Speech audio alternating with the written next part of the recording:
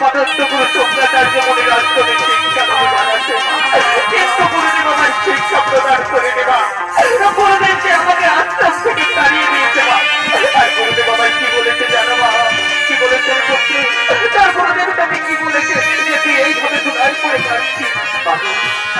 গুরুদেব আমায় বলেছে মা, তুমি নাকি একজন মেয়ে দাঁড়িয়ে পড়ো গুরু দাঁড়িয়ে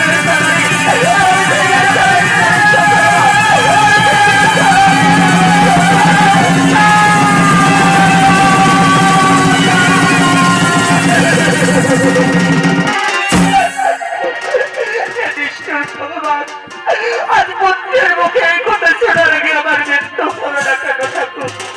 নারী পুত্র না বাবা, তুই জানেন সন্তান দর্শনী পুত্র, আমি আজ তোকে 5টা মায়ের মতো করে জন্ম দিয়েছি। তাহলে বলে না মা, তাহলে বলে মা, কেন তুমি আমার পিতৃ পরিচয় গোপন রেখেছো মা?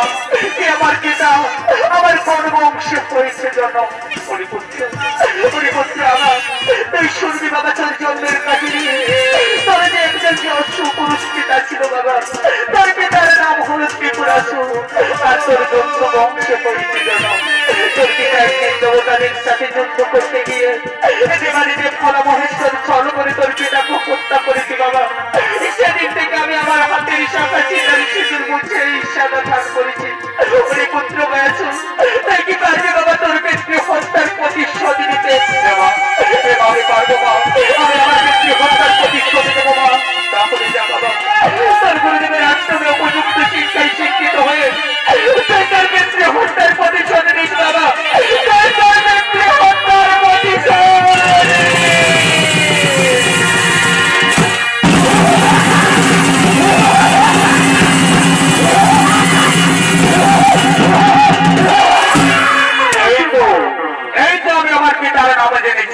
আমি আমার বংশ পরিচয়ও জেনেছি।